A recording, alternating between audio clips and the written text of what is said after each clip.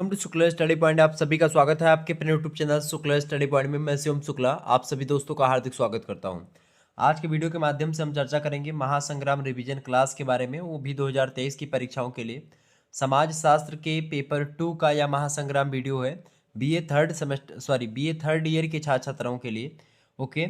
और आपको बता दूं कि जब आप थर्ड ईयर में पहुंचते हैं, ये ईयरली एग्जामिनेशन के तहत मैं बता रहा हूं, क्योंकि अभी हमारे लास्ट ईयर के छात्र छात्राएं बचे हुए हैं जिनकी परीक्षाएं होने वाली हैं। ठीक है। यानी जो पुराना पैटर्न था आपका ईयरली सिस्टम, तो उसमें आपका फर्स्ट ईयर का हो गया था, सेकंड ईयर का हो गया था। अब थर्ड ईयर की परीक्षाएं होनी आपकी बाकी हैं, और सेकंड ईयर का कुछ लोगों का बैक लगा होगा, उनका बचा हुआ है। तो उनके लिए सेकंड ईयर की जो वीडियोस 2022 में मैंने बनाई थी वो ही इंपॉर्टेंट है, तो वो आप देख लीजिएगा, आपके लिए हो जाएगा जिनका बैक है थर्ड ईयर में। और जो थर्ड ईयर वाले हमारे छात्र छात्राएं हैं, इस बार यानी 2023 में अपनी परीक्षा देंगे, ठीक है, उनके लिए यह वीडियो है और बहुत ही महत्वपूर्ण वीडियो है। तो आपको खास करके 3 पेपर अब की बार देना होगा। जब आप थर्ड ईयर में पहुंच चुके हैं तो थर्ड ईयर में आपको कितने पेपर देने होंगे? एक सब्जेक्ट के 3 पेपर होंगे, ठीक है। पेपर 1, पेपर 2 और पेपर 3। और 3 दिन में आपकी परीक्षा होगी, यानी कि 2 सब्जेक्ट आपको लेने हैं, और 2 सब्जेक्ट में आपको 6 पेपर कुल मिलाकर के आपको देने हैं, प्रत्येक सब्जेक्ट के 3 पेपर। क्लियर? तो इसी श्रृंखला में सोशियोलॉजी है, इसके प्रथम जो पेपर है आपका, उसको ऑलरेडी मैंने आपको बता दिया है। प्रथम पेपर के बारे में, सोशियोलॉजिकल थॉट के बारे में मैंने आपको समझा दिया है, ठीक है। तो उसके बारे में मैंने आपको चर्चा कर ली है कि सामाजिक विचारों का आधार जो था। और ये सेकंड पेपर आपका है सोशल रिसर्च मेथड, ठीक है। क्या नाम है? Social research method. क्लियर? तो इसके बारे में आज की वीडियो के माध्यम से हम जानने वाले। द्वितीय प्रश्न पत्र ही है सोशल रिसर्च मेथड, यानी इसको हिंदी में बोलते हैं सामाजिक अनुसंधान पद्धति। इसमें क्या क्या पढ़ना है? ऑलरेडी 2022 का मॉडल पेपर और 2021 का और 20 का मॉडल पेपर पढ़ा हुआ है, आप देख लीजिएगा, वो भी आपके लिए इंपॉर्टेंट है। 2021 वाला और 22 वाला जरूर देखेंगे, ठीक है। अब मैं चलता हूँ इसमें मोस्ट इम्पोर्टेंट क्वेश्चंस और उसके आंसर्स बताने का प्रयास करूँगा। न्यू मॉडल पेपर होगा आपके 23 की परीक्षाओं के लिए। परीक्षा देने से पहले आपको देखना ही है, तो इस प्रकार से प्रश्न और उत्तर आपको मैं बताने का प्रयास करूँगा। सबसे पहले आपसे एक ही प्रश्न पूछेगा। सबसे पहले कौन सा प्रश्न आपकी परीक्षा में आ सकता है? भाई देखें, प्रश्न आपका बहुत ही अच्छा है, ये हमेशा आता है आपकी परीक्षा में। साक्षात्कार किसे कहते हैं? साक्षात्कार क्या है? या साक्षात्कार लिख करके ऐसे छोड़ देगा, आपको उत्तर लिखना होगा। तो साक्षात्कार क्या होता है? साक्षात्कार जो होता है, ये क्षेत्रीय कार्य की पद्धतियों में खास करके इसका नाम आता है साक्षात्कार पद्धति का। ये क्षेत्रीय पद्धति है एक प्रकार से साक्षात्कार पद्धति, और ये सर्वोपरि स्थान रखती है खास करके क्षेत्रीय कार्य के लिए। सबसे महत्वपूर्ण साक्षात्कार पद्धति मानी जाती है, क्योंकि इसमें व्यक्तियों की मनोवृत्ति, व्यक्तियों की जो भावनाएं होती हैं, उनकी आंतरिक जो विचार होते हैं, उन सभी का अध्ययन भी कर लेते हैं जो सामने बैठा लोग होता है, और विश्लेषण भी कर लेते हैं। तो यानी साक्षात्कार विधि जो है या प्रविधि जो है, पद्धति जो है, ये बहुत ही उपयोगी है। इसमें क्या होता है, जो प्रश्नकर्ता होता है वो सूचनादाता आमने सामने बैठ करके बातचीत करते हैं, और प्रश्नकर्ता के प्रश्नों का उत्तरदाता जो होता है वो उत्तर देता रहता है, और इस प्रकार से प्रश्नकर्ता को अभीष्ट सामग्री प्राप्त होती है और जो चाहता है वो मिल जाता है। आप देखते हैं व्यावसायिक, नैदानिक, मनोवैज्ञानिक तमाम सारे क्षेत्रों में अध्ययन की दृष्टि से बहुत ही उपयोगी होती जा रही है साक्षात्कार पद्धति, जिसको अंग्रेजी में आप इंटरव्यू कहते हैं, ठीक है। इंटरव्यू के माध्यम से अगर आप कोई क्वेश्चन पूछ रहे हैं, अगर सामने वाले को मान लेते हैं उसमें वो झूठ बोल रहा है, तो भी कुछ आपको लग जाएगा उसकी आंखें और उसके बॉडी लैंग्वेज के माध्यम से कि भाई ये गलत बोल रहा है, ठीक है। तो चले, प्रश्न आपका क्या है? साक्षात्कार। तो क्या लिखेंगे? साक्षात्कार एक ऐसी व्यवस्थित प्रक्रिया है जिसमें साक्षात्कारकर्ता जो होता है साक्षात्कारकृत के मध्य, यानी कि साक्षात्कारता मतलब कौन? जो इंटरव्यू ले रहा है। साक्षात्कृत माने होता है जिसका इंटरव्यू हो रहा है, ठीक है। तो उन दोनों के मध्य क्या होता है? किसी विशिष्ट उद्देश्य को सामने रख करके जो है परस्पर आमने सामने बैठ करके संवार्ता की जाती है, वार्तालाप किया जाता है, उत्तर प्रत्युत्तर भी इसी को कह सकते हैं किया जाता है। तो साक्षात्कार की यही होता है, और साक्षात्कार की कई सारी जो है परिभाषाएं हैं, विशेषताएं हैं, उनको थोड़ा सा जानने का प्रयास। साक्षात्कार की परिभाषा को देते हुए गुटे एवं हैट महोदय कहते हैं, गुटे और हैट महोदय की बड़ी जबरदस्त परिभाषा है। ये कहते हैं कि साक्षात्कार मूल रूप से सामाजिक अंतःक्रिया की एक प्रक्रिया है। क्या है? सामाजिक अंतःक्रिया की एक प्रक्रिया है। तो अगर ऑब्जेक्टिव प्रश्न आपसे पूछेगा कभी भी, ठीक है, वैसे ऑब्जेक्टिव आपका नहीं लिखित ही पेपर होता है, तो गुटे और हेट महोदय क्या कहते हैं कि साक्षात्कार मूल रूप से क्या है, सामाजिक अंतःक्रिया की एक प्रक्रिया है। प्रश्न मतलब ये रट लीजिएगा, परिभाषा बहुत ही इंपॉर्टेंट है और आपकी परीक्षा में आपको अंक दिलवाएगी। अगला आपका आज जो विद्वान आते हैं साक्षात्कार की परिभाषा को देते हुए कहते हैं M.N. वसु महोदय। M.N. वसु महोदय कहते हैं कि एक साक्षात्कार को कुछ बिंदुओं पर व्यक्तियों के आमने सामने के एक मिलन के रूप में परिभाषित किया जा सकता है। किसने कहा ऐसा? ऐसा कहा M.N. बसु महोदय ने। क्या कहा कि एक साक्षात्कार को कुछ बिंदुओं पर, यानी कोई कुछ टॉपिक्स होंगे, कुछ बिंदु होंगे, ठीक है, उन्हीं बिंदुओं पर व्यक्तियों के आमने सामने, कई सारे व्यक्ति बैठ करके आमने सामने एक मिलन के रूप में हम परिभाषा दे सकते हैं इसकी। तो ये M.N. बसु ने कहा। इसके बाद में जॉन डब्ल्यू वेस्ट कहते हैं। जॉन डब्ल्यू वेस्ट कहते हैं कि साक्षात्कार एक प्रकार से एक मौखिक प्रकार की प्रश्नावली होती। कैसी प्रकार की? एक मौखिक प्रकार की प्रश्नावली होती है और इस प्रश्नावली के अंतर्गत उत्तरदाता जो होता है उत्तर लिखने के स्थान पर क्या करता है, वो आमने सामने की स्थिति में बैठ करके विषयों का उत्तर देता है। यानी जो भी प्रश्न होता है उसका उत्तर देता है, वो लिख करके नहीं देता है, वो मौखिक रूप से देता है। क्लियर? ये जॉन डब्ल्यू बेस्ट कहते हैं। तो कुल मिलाकर के इसके अलावा और भी तमाम सारे विद्वानों के कथन आप देख सकते हैं, जैसे कि P.B. यंग ने भी साक्षात्कार की परिभाषा को दिया है। उन्होंने कहा कि साक्षात्कार को एक क्रमबद्ध प्रणाली माना जा सकता है जिसके द्वारा एक व्यक्ति दूसरे व्यक्ति के आंतरिक जीवन में अधिक और कम काल्पनिकता से प्रविष्ट करता है, जो कि उसके लिए सामान्यतः तुलनात्मक रूप से अपरिचित होता है। तो ये कहीं ना कहीं पे P.B. यंग का भी कथन है और इम्पोर्टेंट है। इसके अलावा और भी विद्वान आए, जैसे कि हाइडर और लिंडमैन ने भी साक्षात्कार की परिभाषा अपने हिसाब से दी। इन दोनों ने मिलकर के कहा, हाइडर और लिंडमैन ने, कि साक्षात्कार के अंतर्गत दो व्यक्तियों या अधिक व्यक्तियों के बीच क्या होता है, संवाद अथवा मौखिक प्रत्युत्तर होता है। बड़ी सिंपल सी परिभाषा बताई इन दोनों ने।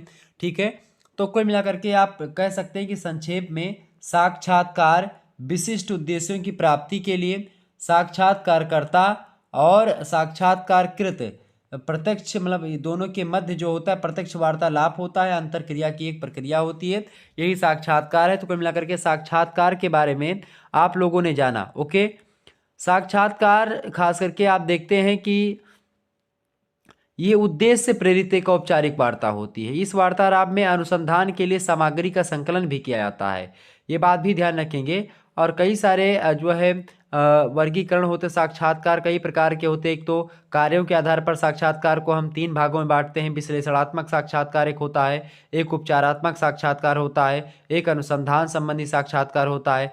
और औपचारिकता पर आधारित अगर हम बात करें साक्षात्कार की, तो वो 2 प्रकार का होता है। एक होता है औपचारिक या नियंत्रित साक्षात्कार, एक होता है अनौपचारिक या अनियंत्रित साक्षात्कार। इसके अलावा सूचनादाताओं की संख्या पर आधारित जो वर्गीकरण अगर हम करें साक्षात्कार का, तो ये भी 2 प्रकार का होता है। एक तो व्यक्तिगत साक्षात्कार होता है और एक समूह साक्षात्कार होता है। क्लियर? और इसके अलावा अध्ययन पद्धति के हिसाब से अगर देखें तो इसको भी हम जो है कई भागों में बांट सकते हैं, 3 भागों में मुख्य रूप से। एक तो है गैर निर्देशित साक्षात्कार, एक है केंद्रित साक्षात्कार और एक है पुनरावृत्ति साक्षात्कार। तो ये साक्षात्कार के बारे में कुछ बातें मैंने आपको बताई, ध्यान रखिएगा। दूसरा नंबर आपका प्रश्न पूछा जा सकता है आपके एग्जाम में, प्रश्नावली किसे कहते हैं? प्रश्नावली क्या है? बहुत ही महत्वपूर्ण प्रश्न है आपका प्रश्नावली को लेकर के। प्रश्नावली किसे कहते हैं फटाफट से बताने का प्रयास करेंगे।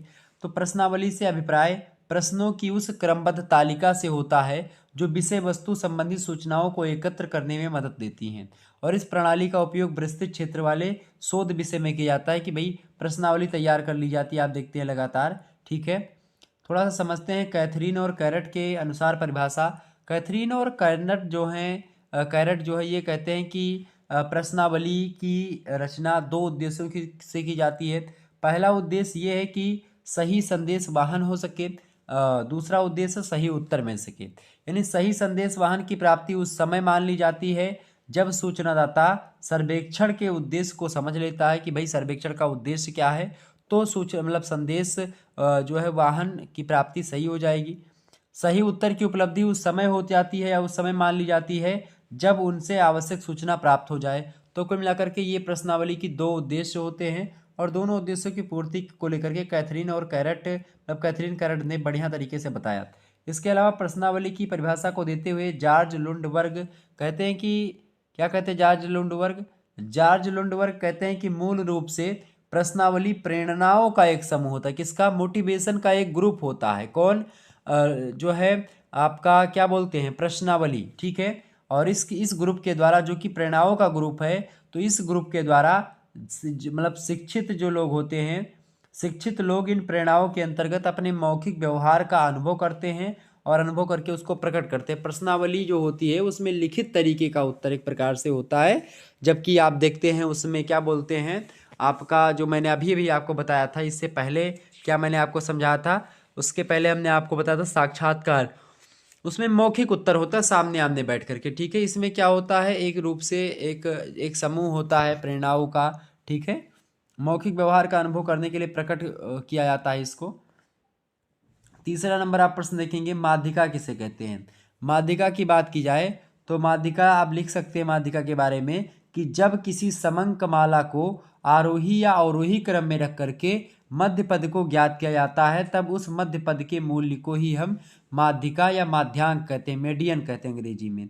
उदाहरण के रूप में किसी परिवार में 9 सदस्यों को उनकी आयु के क्रम अनुसार खड़ा करना है तो 5वें सदस्य की आयु माध्यिका कहलाएगी। यानी आपसे एग्जाम में प्रश्न भी पूछता है, और प्रश्न मान लेते कैसे पूछेगा, मान लेते हैं मैं 9 सदस्यों को ले लूं, मतलब यहाँ पर तो 9 सदस्यों को मैं कह रहा तो मैं ले रहा हूँ, 9 डाटा ले रहा हूँ, 9 पॉइंट ले रहा हूँ, तो उनका माध्यिका कैसे निकालना, आपको डाटा देगा। मान लेते हैं यहाँ पर मैं रख ले रहा हूँ, ठीक है, 3 7 5 8 9 11 और 2 रख लिया मैंने, 3 3 6 एक 7 ही, चलो 7 मैंने रख लिया। ठीक है।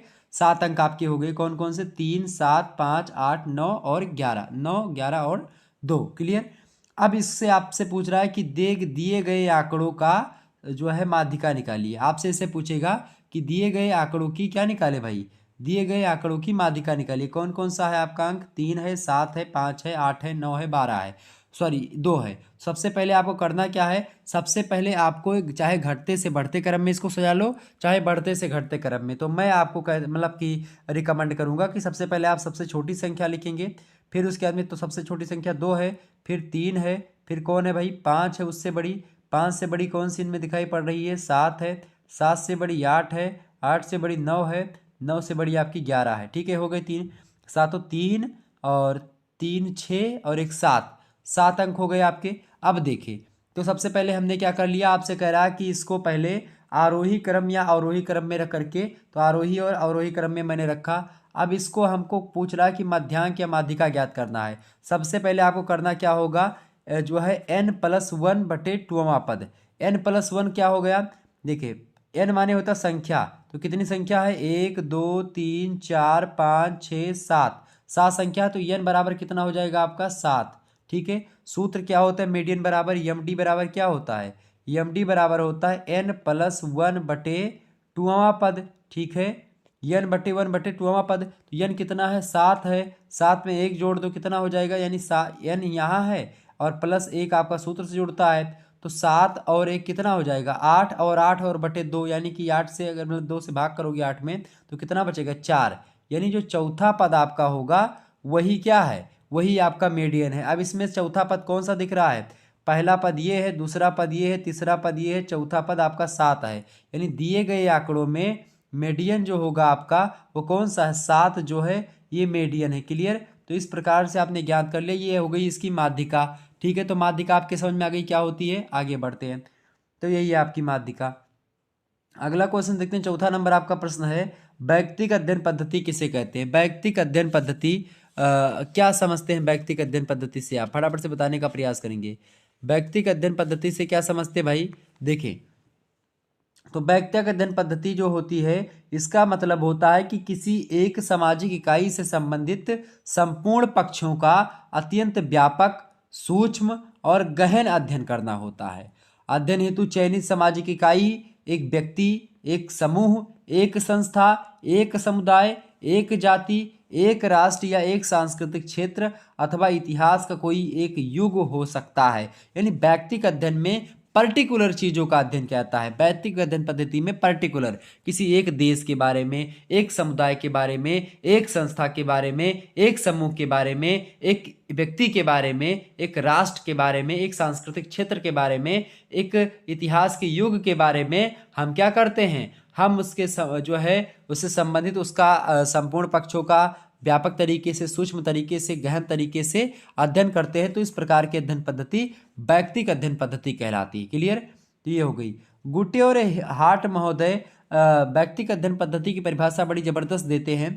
कहते हैं कि यह सामाजिक तथ्यों को संगठित करने की एक विधि होती। किसको? सामाजिक तथ्यों को संगठित करने की एक विधि होती है व्यक्तिगत अध्ययन पद्धति, ताकि अध्ययन की जाने वाली जो सामाजिक विषय वस्तु है उसके वैज्ञानिक गुण सुरक्षित रह सके। ये व्यक्तिगत अध्ययन पद्धति है, ऐसा बताते हैं गुटे और हार्ट।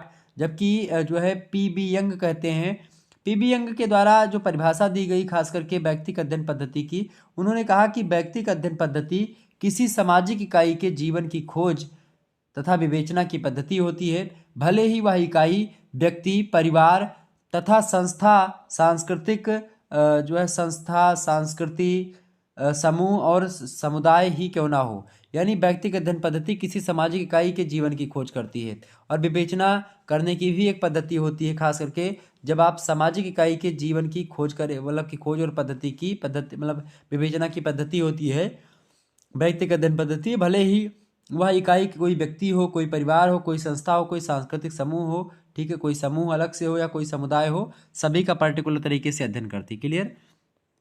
तो समाज वैज्ञानिक अनुसंधान में व्यक्तिगत अध्ययन पद्धति एक अति प्राचीन अध्ययन पद्धति है, इसमें कोई दो राय नहीं। पांचवा प्रश्न आपसे बन सकता है भाई। पांचवा प्रश्न आप देखेंगे, प्रतिदर्श। प्रतिदर्श किसे कहते हैं? मोस्ट इंपोर्टेंट ये है आपका प्रश्न। प्रतिदर्श किसे कहते हैं भाई? फटाफट से बताने का प्रयास करेंगे। प्रतिदर्श किसे कहते हैं? फटाफट से बताएंगे सभी लोग। प्रतिदर्श किसे कहते हैं? प्रतिदर्श की बात की जाए तो प्रतिदर्श को निदर्शन भी कहते हैं और अनुसंधान अभिकल्प की एक प्रक्रिया होती है प्रतिदर्श। और इसके अंतर्गत होता क्या है कि एक पूर्व निर्धारित योजना के अनुसार स्थितियों में इकाइयों की एक विशेष समग्र में से एक निश्चित प्रतिनिधि संख्या में कुछ इकाइयों का संचय किया जाता है। यानी कि सांख्यिकी और मात्रात्मक अनुसंधान विधियों में किसी बड़ी राशि में से चुनी हुई एक छोटी सी मात्रा को प्रतिदर्श या नमूना या सैंपल कहते हैं। जैसे मान लेते हैं आप डेयरी उत्पाद पे कहीं पर गए होंगे, तो मान लेते हैं आप 5 लीटर दूध लेकर के जाते हैं, लेकिन जो वहाँ पर डेयरी पे बैठा हुआ दूधिया होता है वो क्या करता है, थोड़ी एक डिब्बी होती है उसके पास डेयरी पे, तो उस डिब्बी में से आपके बाल्टी से दूध निकालता है और उसको पहले गर्म करता है, उसके बाद में तुरंत फैट वाली मशीन में लगाता है और वो मशीन जो होती है वो एक प्रकार से उस उतने ही डिब्बे का यानी कि उतने ही सैंपल का एक जो है 5-6 ग्राम दूध का पूरा फैट निकाल लेती है और उसी के आधार पर पूरे के पूरे बाल्टी वाले दूध का मूल्यांकन हो जाता है। यानी किसी बड़ी विषय वस्तु, तो इसी प्रकार से बाल्टी भर दूध के लिए आपने केवल एक बार सैंपल देखा और सारा काम हो गया। बड़े बड़े ड्राम से जो है दूध जो होते हैं उनके फैट निकालने के लिए यही प्रक्रिया अपनाई जाती है। क्योंकि सारी चीज़ों को कैसे नाप पाएंगे इतनी बड़ी चीज़ों को, तो थोड़ा सा सैंपल ले लिया और उसी सैंपल का जैसे खून जांच का सैंपल लिया था थोड़ा सा, उसका जांच हो जाता है, ठीक है। तो इसी प्रकार से तो यही प्रतिदर्श होता है। प्रतिदर्श मतलब एक सैंपल, एक नमूना, ठीक है, क्लियर। तो यह माना जाता है कि प्रतिदर्श के सांख्यिकीय गुण पूरी राशि के सांख्यिकीय गुणों का प्रतिनिधित्व करते हैं। उदाहरण के लिए माना कि किसी देश की जनसंख्या 1 करोड़ है, जिसके नागरिकों की औसत ऊंचाई ज्ञात करना है आपको। इसके लिए आपको 10,000 लोगों को संपूर्ण जनसंख्या में से यादृच्छिक विधि से चुन लिया जाता है और इन सभी लोगों की ऊंचाई नाप करके उसका औसत ले लेते हैं, जिससे स्पष्ट हो जाता है कि संपूर्ण आबादी की औसत ऊंचाई लगभग उतनी ही होगी, मतलब औसत आबादी की औसत ऊंचाई लगभग उतनी होगी जितनी उसकी है। तो इस प्रकार से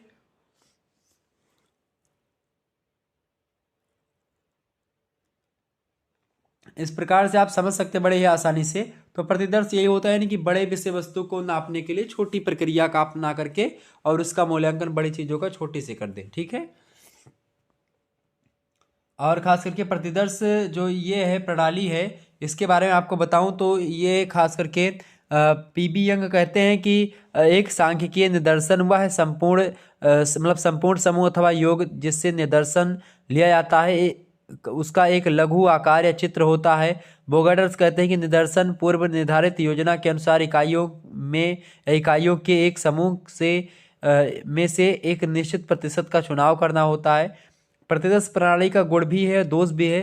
प्रतिदर्श प्रणाली का गुण यह है कि प्रतिदर्श प्रणाली में समय की बचत होती है, धन की बचत होती है, अधिक गहन और अध्ययन की संभावना होती है, निष्कर्षों की जो है परिशुद्धता होती है, प्रशासनिक सुविधा होती है, व्यापक क्षेत्र का सरलता से अध्ययन किया जा सकता है। प्रतिदर्श प्रणाली का दोष यह है कि अभिन्नति की संभावना इसमें बनी रहती है, प्रतिनिधि निदर्शन चुनने में कठिनाई होती है, विशेष योग्यता की आवश्यकता होती है इसमें, निदर्शन की इकाइयों की अस्थिरता होती है, निदर्शन के चयन की असंभावना होती है, भ्रामक जो है भ्रामक जो है भ्रम से पूर्ण निष्कर्ष निकलते हैं, यानी भ्रामक निष्कर्ष भी निकल सकते हैं। निदर्शन पालन की समस्या भी कभी कहीं उत्पन्न हो जाती है। इस प्रकार से इसके दोष भी हैं, इसके जो है फायदे भी हैं। छठा प्रश्न आपसे पूछा गया था वर्णनात्मक शोध प्रारूप। वर्णनात्मक शोध प्रारूप क्या है भाई? तो हमारे समाज में अनेक सामाजिक जीवन से संबंधित ऐसे पक्ष होते हैं जिनके संबंध में भूतकाल में किसी प्रकार का अध्ययन नहीं किया गया है। तो इस स्थिति में वास्तविक तथ्यों का संकलन जिस शोध के आधार पर किया जाता है वह वर्णनात्मक शोध कहलाता है। क्लियर? आगे बढ़ते हैं। सातवां प्रश्न आप देखेंगे। सातवां प्रश्न आपका है कि उपकल्पना की प्रकृति। उपकल्पना जो है एक ऐसा कथन है जो किसी सिद्धांत, किसी उपमा, किसी संस्कृति या किसी व्यक्ति के अनुभव से प्राप्त होता है। क्या? उपकल्पना। किंतु इसमें की ऐसी नई बात कही नहीं जाती है जिसकी सत्यता की जांच पड़ताल की जानी बाकी है। उपकल्पना से ही अनुसंधान के विषय को निर्दिष्ट किया था। उपकल्पना मतलब एक प्रकार से किसी चीज के बारे में जो है ज्यादा से ज्यादा सोचना और कल्पना करना और उसको कल्पना के माध्यम से उसका मूल्यांकन कर लेना।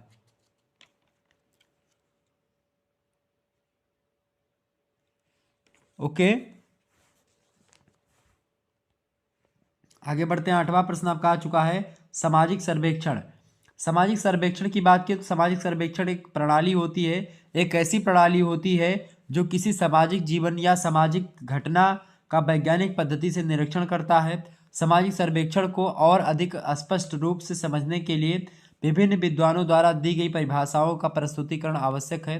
जैसे कि बोगडर्स की परिभाषा को देखें हम, तो ये खास करके कहते हैं कि इसकी परिभाषा को देते हुए ये कहते हैं कि सामाजिक सर्वेक्षण की परिभाषा को देते कहते हैं कि मोटे तौर पर एक सामाजिक सर्वेक्षण एक विशेष क्षेत्र के लोगों के रहन सहन तथा कार्य करने की व्यवस्थाओं से संबंधित तथ्यों को संकलित करता है। जबकि मार्क एम्ब्रेस कहते हैं कि सामाजिक सर्वेक्षण एक प्रक्रिया है जिसके द्वारा एक समुदाय की बनावट एवं क्रियाओं के सामाजिक पक्ष के संबंध में संख्यात्मक तथ्य संकलित किए जाते हैं। और इसके अलावा बेल्स महोदय की परिभाषा है सामाजिक सर्वेक्षण की।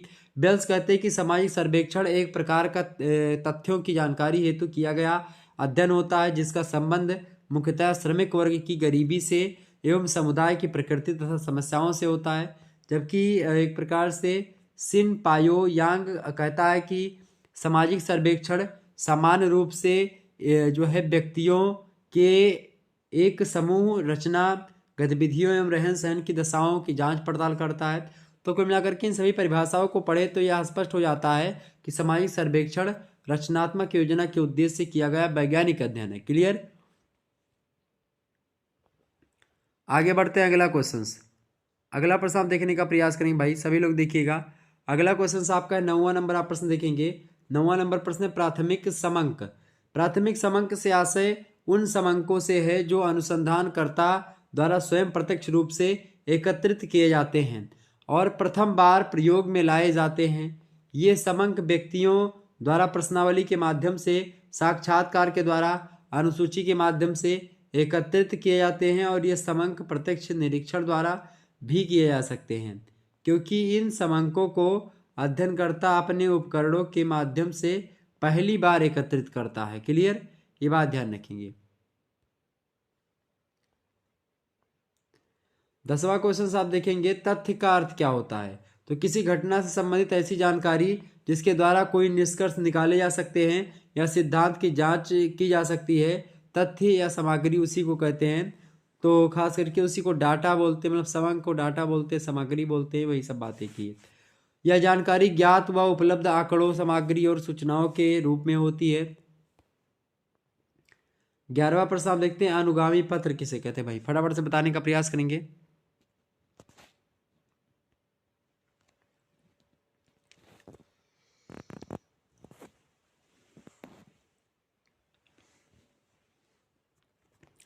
फटाफट से बताने का प्रयास करेंगे।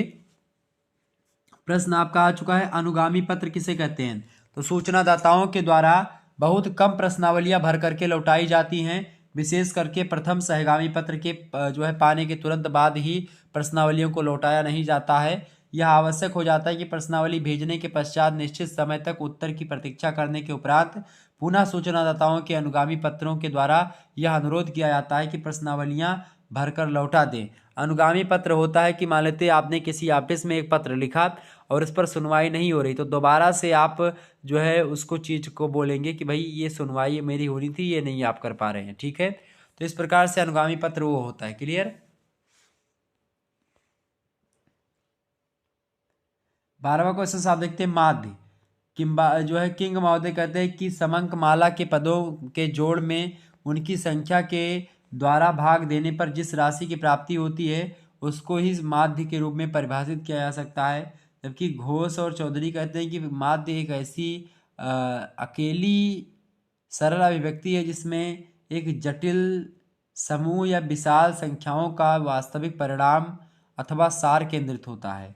क्लार्क और सैकाडे कहते हैं कि माध्य संपूर्ण संख्याओं का विवरण प्रस्तुत करने के लिए एकमात्र संख्या को प्राप्त करने वाला मतलब करने का एक प्रयत्न होता है। मैं आपको बताऊं कि ये जो माध्य होता है, समानांतर माध्य, इसको निकालने का एक सूत्र होता है। इसको निकालने का सूत्र होता है n प्लस, क्या सूत्र होता है भाई इसका?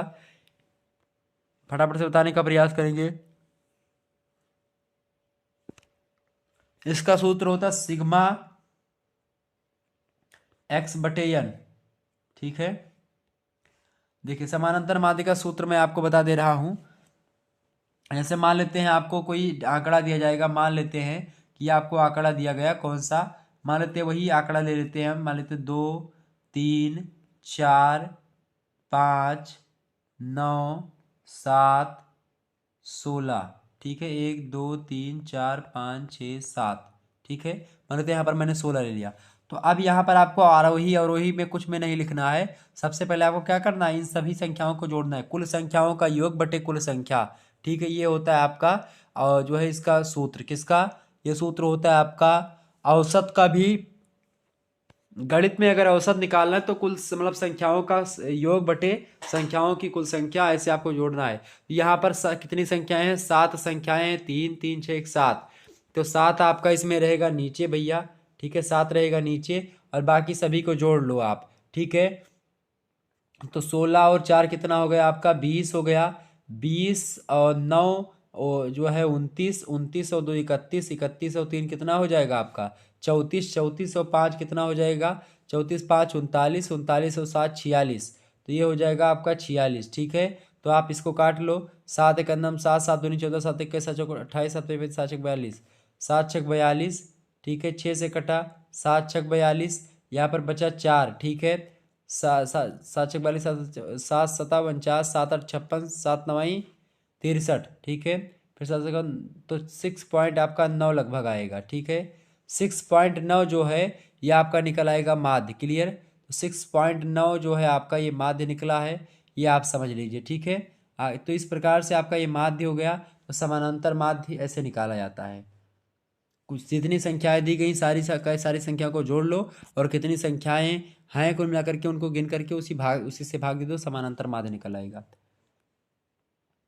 13वां प्रश्न आपका है, 13वां नंबर आप प्रश्न देखने का प्रयास करेंगे। सारडियन किसे कहते हैं? सारडियन क्या है भाई? फटाफट से बताने का प्रयास करें, सारडियन क्या होता है। तो सारडियन और प्रश्नावली इन दोनों के बारे में अभी मैंने अंतर को लेकर के भाई प्रश्न रखा है, ठीक है। ये बात आप ध्यान रखेंगे।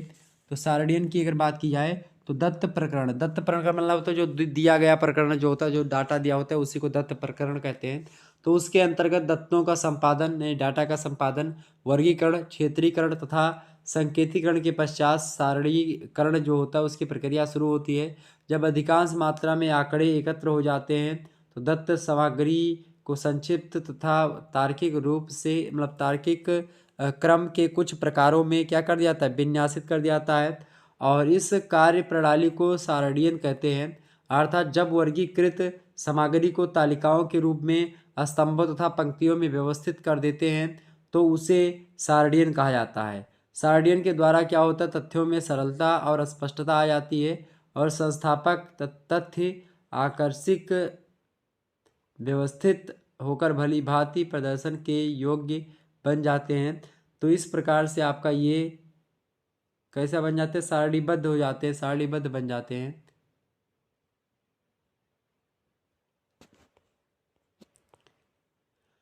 पद्धति किसे कहते हैं भाई, पद्धति क्या है, 14 नंबर आप प्रश्न देखेंगे। पद्धति जो होता है, पद्धति का तात्पर्य उस प्रणाली से है जिससे कि एक वैज्ञानिक अथवा एक वैज्ञानिक अपनी अध्ययन वस्तु के संबंध में तथ्ययुक्त निष्कर्ष निकालने के लिए उपयोग में लाता है तथा युक्त निष्कर्ष निकालने का कोई संचित मार्ग नहीं है। इसके लिए निरीक्षण, वर्गीकरण, प्रयोग, परीक्षण और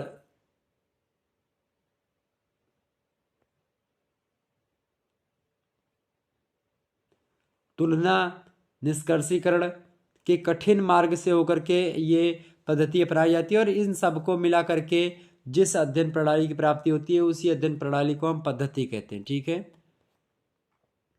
15वां नंबर आप प्रश्न देखेंगे, प्रविधि क्या है, तो वैज्ञानिक विश्लेषण और व्याख्या के लिए जिन वास्तविक तथ्यों की आवश्यकता होती है उन्हें एकत्रित करने के लिए अनुसंधानकर्ता जो होता है जिस विधि को प्रयोग और तरीके में लाता है उसको ही प्रविधि कहते हैं। और इस प्रकार यह स्पष्ट हो जाता है कि प्रविधि वास्तव में वह साधन है जिसके माध्यम से अनुसंधान के लिए आवश्यक व्यक्ति मतलब वास्तविक तथ्यों, सूचनाओं तथा आंकड़ों का संकलन किया जाता है। ओके।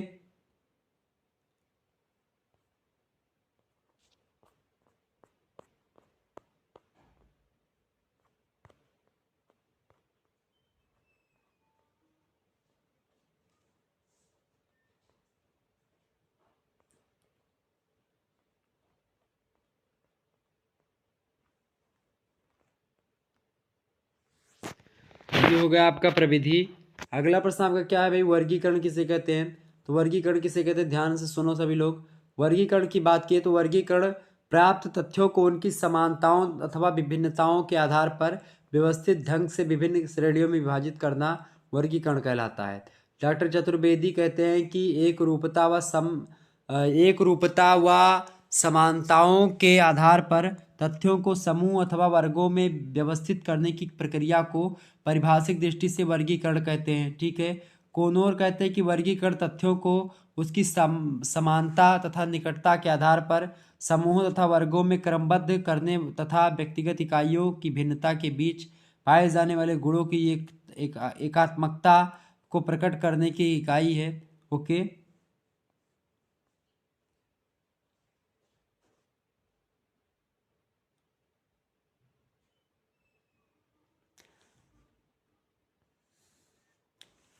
तो खासकर ये सारणियन का मार्ग जो है एक प्रकार से आप देखते हैं इन तमाम सारे एकात्मक जो है एक एकात्मकता को प्रकट करते हैं, यहाँ पर आप देख सकते हैं।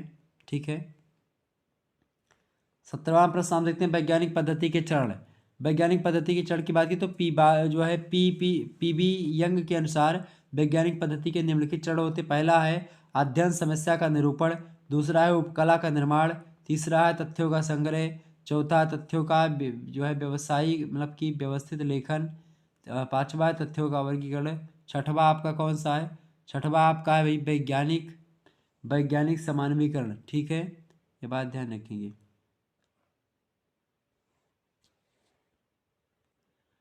18वां प्रश्न आपकी स्क्रीन पर आ चुका भाई, सभी लोग देखने का प्रयास करेंगे। 18वां प्रश्न आपकी स्क्रीन पर आ चुका है, निदर्शन या प्रतिचयन क्या होता है। निदर्शन एक पद्धति होती है और एक ऐसी प्रणाली होती है जिससे समग्र में से सावधानी पूर्वक कुछ ऐसी इकाइयों को चुन लिया जाता है जो समग्र का उचित प्रतिनिधित्व करती है। जैसे मैंने दूध वाला उदाहरण दिया था, सेम वही प्रतिचयन या निदर्शन पद्धति होती है। गुडे और हार्ट कहते हैं कि एक निदर्शन, जैसा कि नाम से विदित हो जा रहा है, कि एक विस्तृत समूह का प्रतिनिधि है। ठीक है।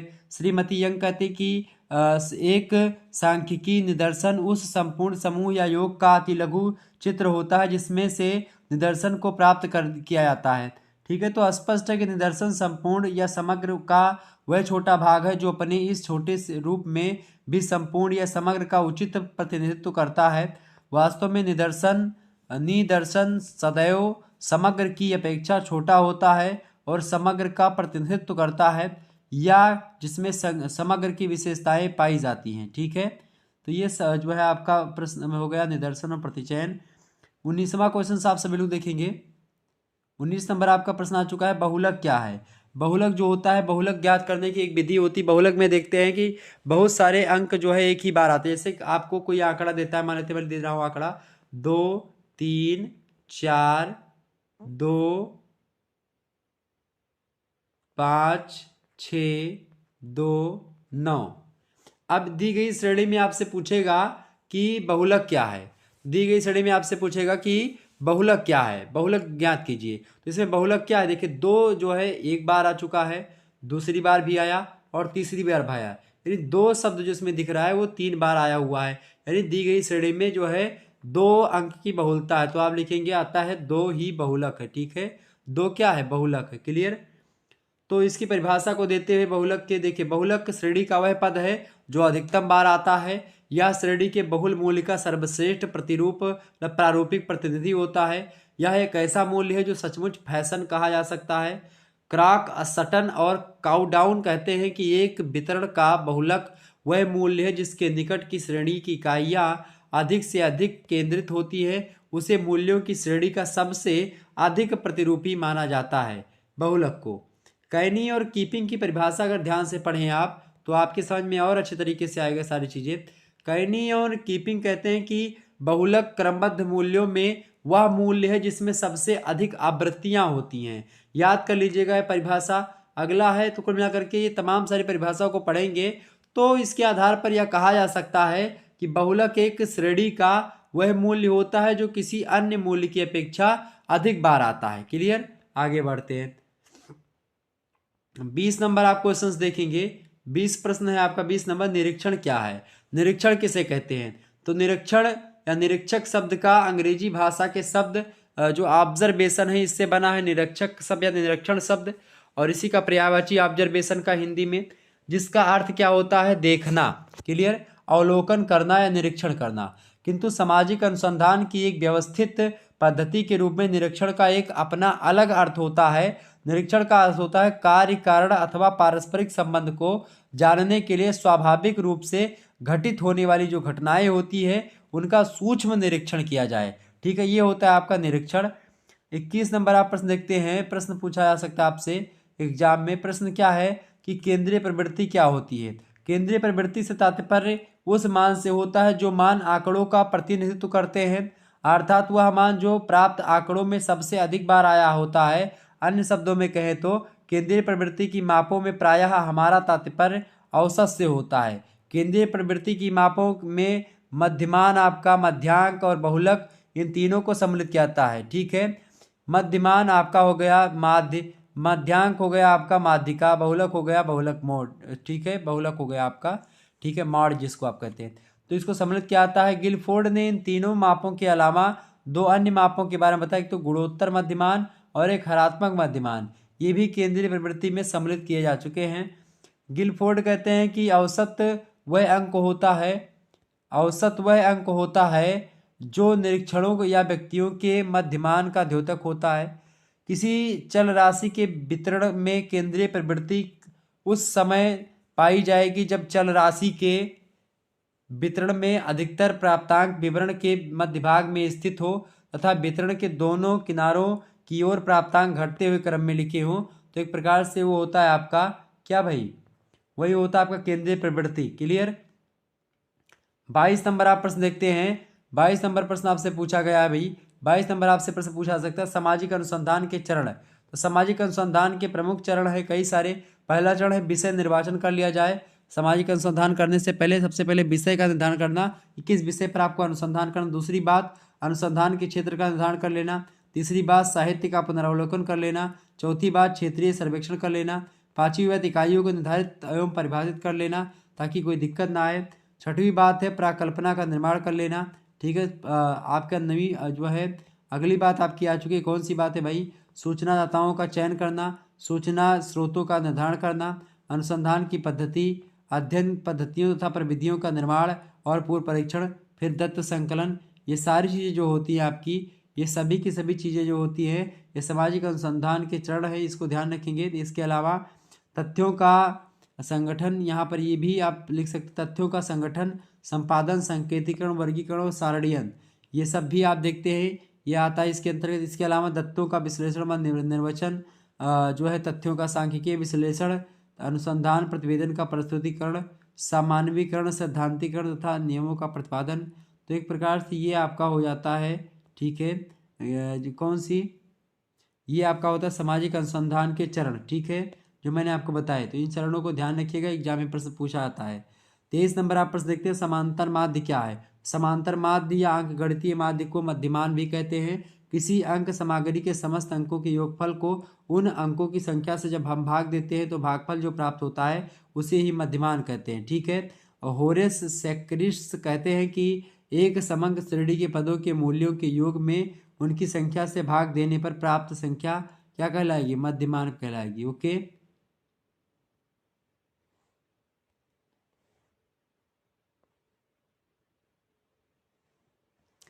मध्यमान की परिभाषा को देते हुए प्रोफेसर FC मिल्स कहते हैं कि अंकगणितीय माध्य किसी वितरण का समतोलन केंद्र होता है, क्लियर। तो मध्यमान का संकेत चिन्ह होता है यम, ठीक है, और इसको अंग्रेजी के यम अक्षर यानी कैपिटल यम से प्रदर्शित करते हैं, क्लियर। आपका 24 नंबर आपका प्रश्न है, निगमना मतलब कि निगमन पद्धति क्या है भाई। निगमन पद्धति के अंतर्गत हम सामान्य सत्य के आधार पर विशिष्ट सत्य का निरूपण करते हैं।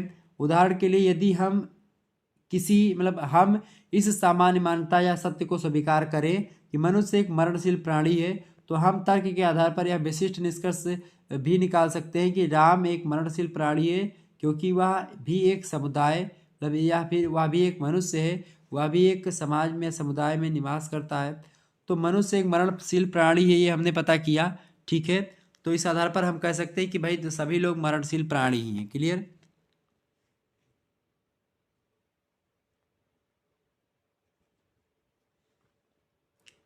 अगला प्रश्न आपका आ चुका है, व्यक्तिगत प्रलेख। तो सामाजिक अनुसंधान में व्यक्तिगत प्रलेख द्वितीयक सामग्री है जिसके अंतर्गत वह संपूर्ण लिखित सामग्री आती है जो एक व्यक्ति अपने स्वयं के विषय में अथवा सामाजिक घटनाओं को एक विशेष दृष्टिकोण से देख समझ कर प्रस्तुत करता है। व्यक्तिगत प्रलेखों के रूप में उपलब्ध होने वाली लिखित सामग्री प्रकाशित हो सकती है और अप्रकाशित भी हो सकती है। स्पष्ट है कि व्यक्तिगत प्रलेख किसी व्यक्ति के द्वारा एकांक उसकी स्वयं की क्रियाओं, अनुभव तथा विश्वासों के बारे में स्वयं द्वारा लिखा गया एक विवरण होता है। और जीवन, इतिहास, डायरी, पत्र, साहित्य और संस्मरण ये व्यक्तिगत प्रलेखों के अंतर्गत ही आते हैं, क्लियर। तो एक प्रकार से ये आपका हो गया व्यक्तिगत प्रलेख, ओके। और ये ये पॉइंट आप थोड़ा सा ध्यान रखेंगे। वर्गीकरण और सारणीकरण में अंतर है, कभी कभी एग्जाम में आप पूछ लेता है। तो वर्गीकरण क्या है, जो सारणीकरण क्या है, ध्यान से देखेंगे। प्रश्न आपकी स्क्रीन पर आ चुका है भाई, देखें। तो वर्गीकरण की बात किया तो वर्गीकरण में क्या होता है, सर्वप्रथम आंकड़ों को वर्गीकृत किया जाता है और वर्गीकरण और सारणीकरण पर वर्गीकरण जो होता है सारणीकरण पर आधारित होता है। जबकि वर्गीकरण की बात की जाए तो वर्गीकरण के बाद आंकड़ों का सारणीकरण किया जाता है और सारणीकरण वर्गीकरण पर जो है आधारित है, क्लियर। दूसरा अंतर ये कि वर्गीकरण में आंकड़ों को उनकी समानता और असमानता के अनुसार विभिन्न वर्गों में बांटा जाता है। सारणीकरण में वर्गीकृत वर्गों को रेखाओं द्वारा विभिन्न स्तंभों व पंक्तियों में प्रयुक्त किया जाता है। इस दृष्टि से आप देखते हैं सारणीकरण जो है ये वर्गीकरण की यंत्रात्मक प्रक्रिया होती है। तीसरा अंतर आप यही देख सकते हो, वर्गीकरण जो होता है सांख्यिकीय विश्लेषण की क्या होती है, एक विधि होती है। तो सांख्यिकीय विश्लेषण की एक विधि होती है भाई, कौन,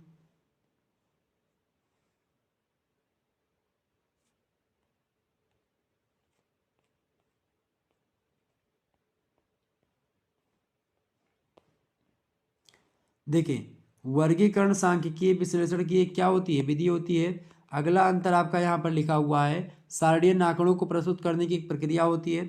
लास्ट अंतर है आपका कि वर्गीकरण के अंतर्गत आंकड़ों को वर्गों व उपवर्गों में बांटा जाता है, जबकि सारणीकरण की बात की है तो सारणीकरण के अंतर्गत आंकड़ों को शीर्षकों व उप शीर्षकों में प्रस्तुत किया था। तो इस प्रकार से ये कुछ अंतर हो गए जो ध्यान रखिएगा आप, आपकी परीक्षा की दृष्टि से बहुत ही महत्वपूर्ण है, ओके, ये बात ध्यान रखेंगे। चलिए फिर मिलते हैं हम नेक्स्ट वीडियो में, तब तक के लिए जय हिंद जय भारत। आप सभी का बहुत बहुत धन्यवाद हमारे से जुड़ने के लिए। इसी प्रकार से अपना प्यार हमेशा बनाए रखिएगा। बाकी और सोशियोलॉजी का first semester third semester sorry जो है आपका थर्ड ईयर का, मैं फर्स्ट पेपर सेकंड पेपर और थर्ड पेपर जल्द ही आपके मॉडल पेपर आने वाले हैं, तो आप लोग सभी लोग तैयार हो जाइए ताकि आपको टाइम टू टाइम नोटिफिकेशन मिलता रहे। इस प्रकार से आप अपनी तैयारी बहुत ही विधिवत तरीके से कर सकेंगे। ठीक है, चलिए फिर good night, I love you. सभी लोगों को धन्यवाद, बहुत बहुत धन्यवाद हमारे से जुड़ने के लिए। Good night, I love you भाई। चला जाए, चले भाई, बहुत बहुत धन्यवाद आप सभी का। तो इन सभी को स्क्रीनशॉट ले लीजिएगा। धन्यवाद।